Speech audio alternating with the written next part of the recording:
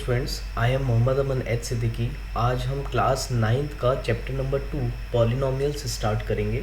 Right, तो पहले हम इसका बेसिक डेफिनेशन से स्टार्ट करते हैं कि व्हाट इज़ पॉलिनोमियल। पॉलिनोमियल क्या होता है? तो polynomial is an algebraic expression which includes constant, variables, exponents. It is the expression in which the variables have only positive integral powers. अब इसके डेफिनेशन को समझने के पहले इनमें जो बेसिक सारी चीज़ें वो आपको मालूम होना चाहिए। तो पॉलिनोमियल एक्चुअल में है क्या? It is nothing but an algebraic expression. तो आपको याद होगा आपने क्लास 8th में एल्जेब्रिक एक्सप्रेशन या एल्जेब्रा करके पूरा का पूरा एक चैप्टर पढ़ा था, जिसमें आपने कुछ इस टाइप से इक्वेशन देखा होगा, like x square plus 2x plus 5, right. इस टाइप के इक्वेशंस आपने देखा था क्लास 8 में। तो polynomial is nothing but an algebraic expression which includes constant. Now what do you mean bye constant? Constant का मतलब जैसे योर नंबर्स 1 2 3 4 5 6 -1 -2 -3 2/3, आपके जितने भी नंबर्स हैं they are known as a constant. जैसे कि अगर ये एक एल्जेब्रिक एक्सप्रेशन है तो इसमें ये 2, ये 5, ये आपका कहलाएगा क्या? Constant, because they are numbers, right. उसके आगे क्या लिखा है? Variables. Now what do you mean by variables? Variables are just like X Y Z. और कांस्टेंट और वेरिएबल की आपने जूनियर क्लासेस में डेफिनेशन ऐसी पढ़ी होगी कि constants are the fixed value. जो फिक्स वैल्यू होती है they are known as a constant, and variable का मतलब जो कंटिन्यूसली चेंज होता रहे, राइट। तो यहाँ पर constants are the numbers 1 2 3 4 5 up to infinite, और वेरिएबल का मतलब एक्स वाई जेड, कोई भी एक आपके अल्फ़ाबेट हो सकते हैं, राइट। तो इसमें इस इक्वेशन में वेरिएबल क्या होगा हमारा? X, right.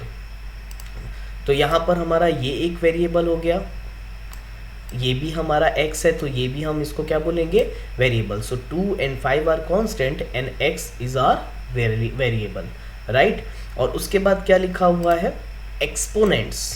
एक्सपोनेंट्स का मतलब आपको इस इक्वेशन में x की पावर में 2 दिख रही है, राइट। तो जब भी आप पॉलिनोमियल इक्वेशन देखेंगे तो पॉलिनोमियल इक्वेशन में आपको ये तीनों चीज़ मिलेगी, कांस्टेंट मिलेगा, वेरिएबल मिलेगा और एक्सपोनेंट मिलेगा एल्जेब्रिक एक्सप्रेशन के फॉर्म में। आया समझ में? तो this is the definition of polynomial. ये जो इस x की पावर 2 है that is nothing but your exponent, right. तो अब एक बार फिर से इसकी डेफिनेशन पढ़ते हैं। क्लियर कर देता हूँ मैं। The polynomial is an algebraic expression which includes constants, variables and exponents.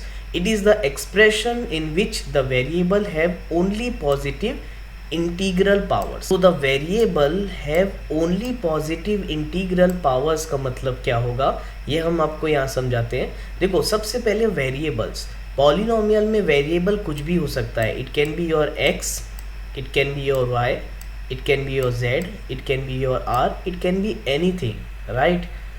अब पॉजिटिव इंटीग्रल पावर का मतलब क्या है? एक्सपोनेंट।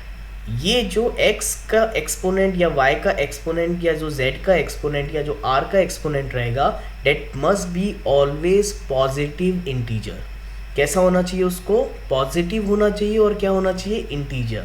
अगर आप नंबर लाइन याद करेंगे तो नंबर लाइन में हमने पढ़ा था, नंबर लाइन में अगर ये 0 है तो इस 0 के इस साइड पूरे नेगेटिव इंटीजर होते हैं और 0 के इस साइड ये पूरे के पूरे क्या होते हैं? Positive integer, right, up to infinite.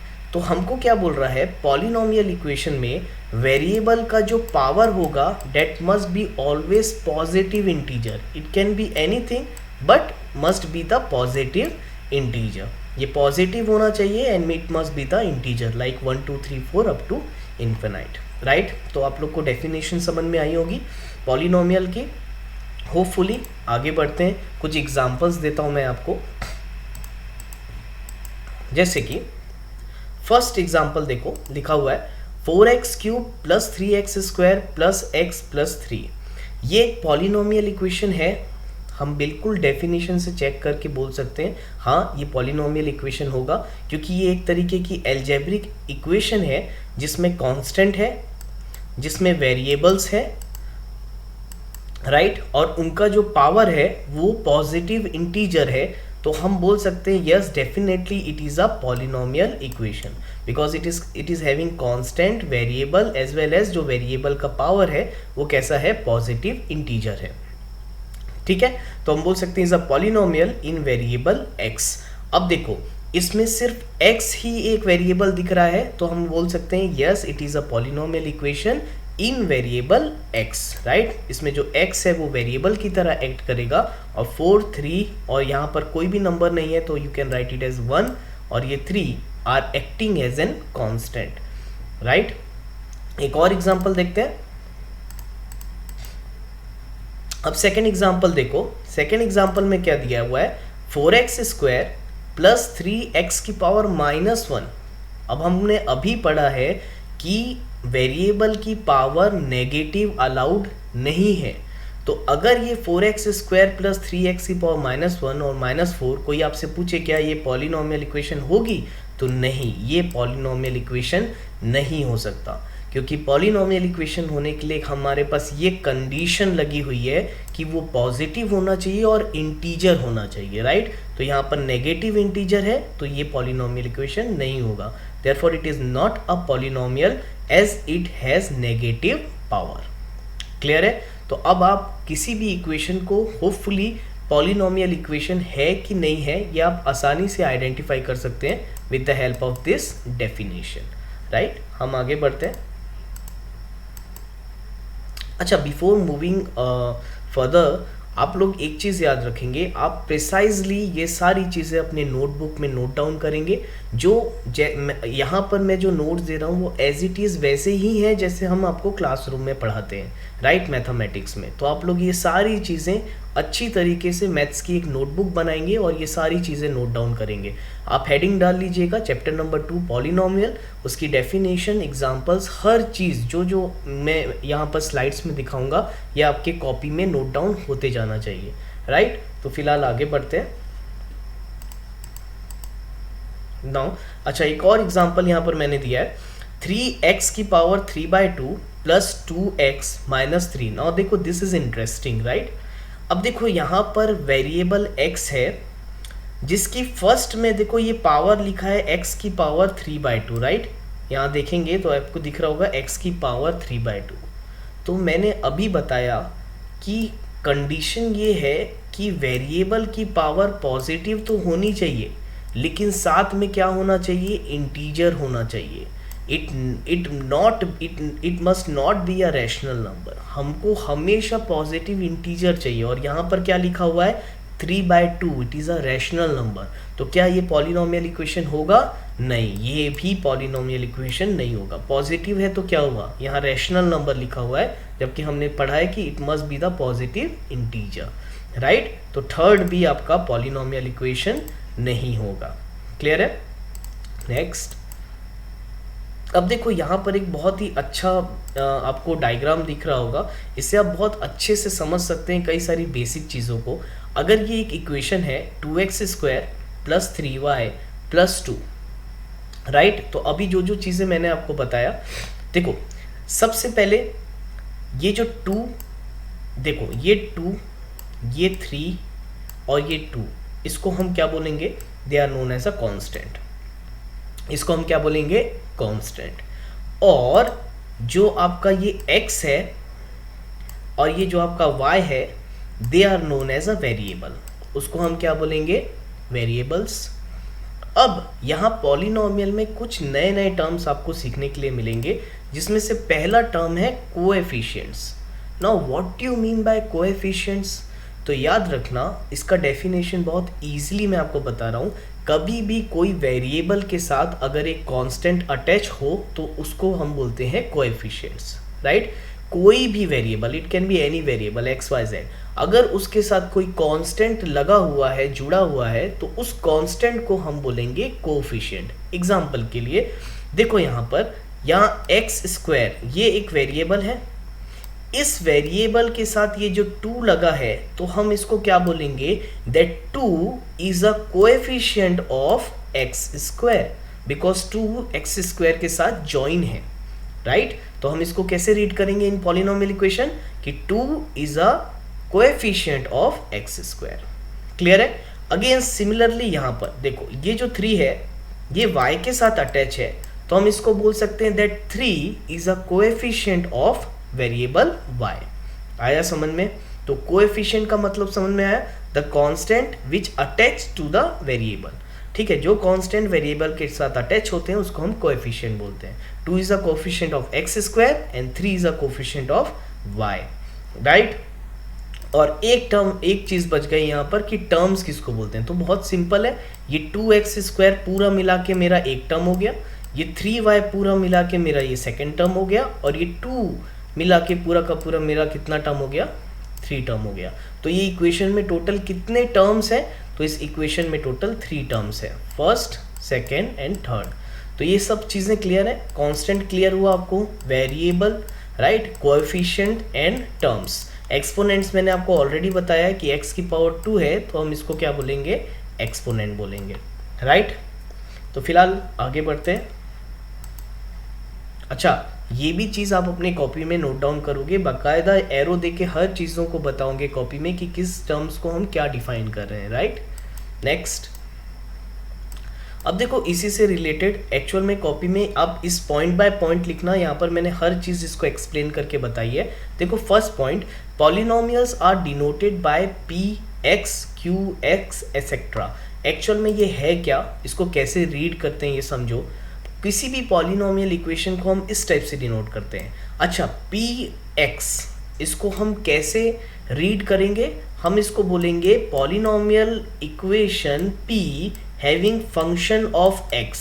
p of x का मतलब हम इसको रीड करते हैं, it is a function of x। Function of x का मतलब अगर कोई पॉलिनोमियल इक्वेशन है और उसमें p ऑफ x लिखा हुआ है, इसका मतलब उसमें सिर्फ और सिर्फ वेरिएबल जो रहेगा वो x रहेगा, x के अलावा उसमें कोई भी दूसरा वेरिएबल नहीं होगा।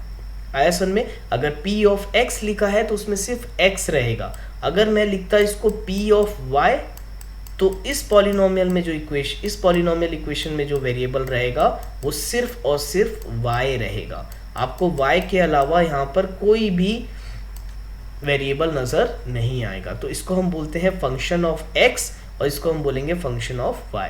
यानी पॉलिनोमियल इक्वेशन इन x यानी सिर्फ x वेरिएबल रहेगा, और पॉलिनोमियल इक्वेशन इन y का मतलब इसमें सिर्फ y वेरिएबल रहेगा। ठीक है, तो पॉलिनोमियल इक्वेशन को हम इस टाइप से डिनोट करते हैं, P X Q x it. अच्छा, p ज़रूरी नहीं है p लिखो, आप a b c d e f जो भी आपको लिखना है आप यहाँ पर सामने लिख सकते हो, right. Next, in the above polynomial 2x square 3y and 2, यहाँ पर इस पॉलिनोमियल इक्वेशन में 2x square 3y and 2 are the terms of the polynomial. अभी मैंने समझाया ये तीनों को हम क्या बोलेंगे, are the terms of the polynomial. Next, 2 and 3 are the coefficients of x square and y square. ये भी मैंने आपको बताया कि 2 is a coefficient of x square and 3 is a coefficient of y, right. Next point, x and y are variables. इस equation में x और y variables हैं, यानी कि इस इक्वेशन में दो वेरिएबल हैं, x भी वेरिएबल होगा और y भी वेरिएबल होगा, right. Next, 2 is the constant term which has no variable. अच्छा, ये भी याद रखना कि इस 2 को हम क्या बोलेंगे, कांस्टेंट टर्म। कांस्टेंट टर्म का मतलब 2 के साथ कोई भी वेरिएबल अटैच नहीं है, तो हम इस 2 को क्या बोलेंगे, it is nothing but a constant, right. तो ये आप डायग्राम के साथ ये पॉइंट्स नोट डाउन करोगे। ठीक है, आगे बढ़ते हैं।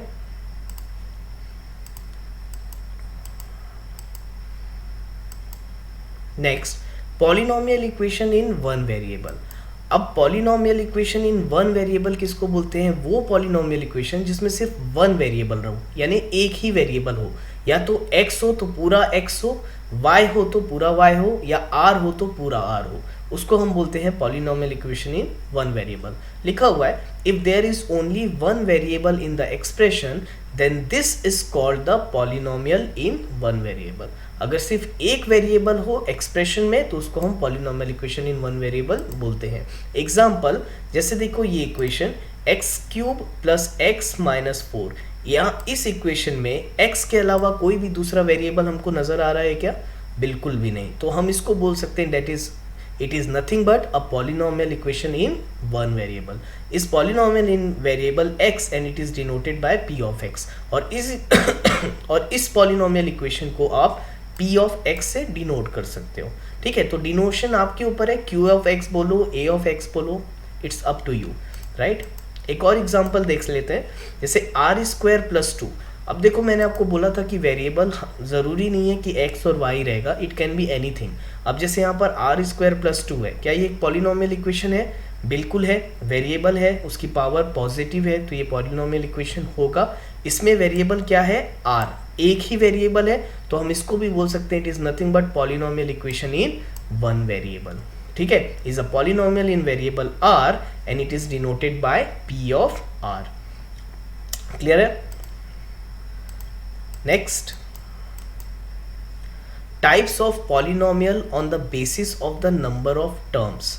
अब ये बहुत सिंपल है, जो आपने प्रीवियस क्लास में 8th क्लास में भी पढ़ा था कि पॉलिनोमियल इक्वेशन को नंबर ऑफ टर्म्स की तरह कैसे डिनोट कर सकते हैं। तो बहुत ही सिंपल है, देखो अब number of non zero terms, सबसे पहले होता है जीरो पॉलिनोमियल। मैं आपको जैसे समझा रहा हूँ आप वैसे वैसे चार्ट में देखिएगा।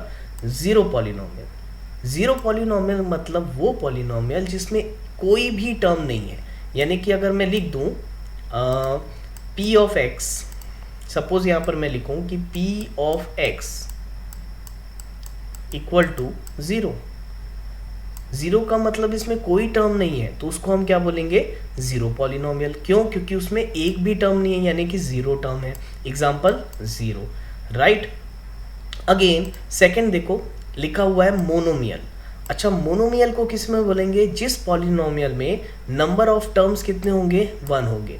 For example p of y is equal to Y square. अब देखो इस पॉलिनोमियल में एक ही टर्म है, right, that is Y square. तो हम इसको कौन से कैटेगरी में बोलेंगे? That is nothing but a monomial. Why monomial? क्योंकि सिंगल टर्म है तो इट इज मोनोमियल। ठीक है, लाइट यहाँ पर एग्जांपल में दिया हुआ है एक्स स्क्वायर। क्लियर है? Next, binomial. आपको ये टर्म याद आ रहा होगा, क्लास 8 में आपने पढ़ा है। बाइनोमियल का मतलब क्या हो गया? जिसमें दो टर्म हो। एग्जाम्पल के लिए suppose q of x is equal to 2x square plus 4। अब आप ध्यान से देखिए, ये एक एल्जेब्रिक एक्सप्रेशन है और पॉलिनोमियल इक्वेशन भी है, जिसमें कितने टर्म है? 2 टर्म्स है। एक टर्म हमारा ये हो गया और दूसरा टर्म हमारा ये हो गया। तो अगर 2 टर्म है तो आप इसको क्या बोल सकते हो? It is nothing but your binomial. Similarly यहाँ पर एग्जांपल ऑलरेडी दिया है, मैं आपको ये लिखने का पैटर्न बता रहा था। एक्चुअल में ये q ऑफ x का मतलब फंक्शन ऑफ x है, तो इसके अंदर सिर्फ x ही वेरिएबल हमको दिखेगा। ठीक है, और ट्राइनोमियल में हमारे कितने टर्म्स होंगे? 3 टर्म्स होंगे। एग्जाम्पल के लिए यहाँ पर ये एग्जाम्पल गलत दिया हुआ है। एग्जाम्पल के लिए एक्स क्यूब प्लस सपोज कर लो 1, तो प्लस एक और उसमें हमको जोड़ना पड़ेगा, डेट इज प्लस 2x। तो ट्राइनोमियल में हमारे टोटल कितने टर्म्स होंगे? 3 टर्म्स होंगे। तो ये याद रखना, ट्राइनोमियल में हमारे कितने टर्म्स होंगे? 3 टर्म्स होंगे। क्लियर है? तो आज के लिए हम इतना ही करेंगे। आप लोग ये सारी चीज़ें कॉपी में नोट डाउन करना, हम इसके आगे कंटिन्यू करेंगे। Okay, thank you class.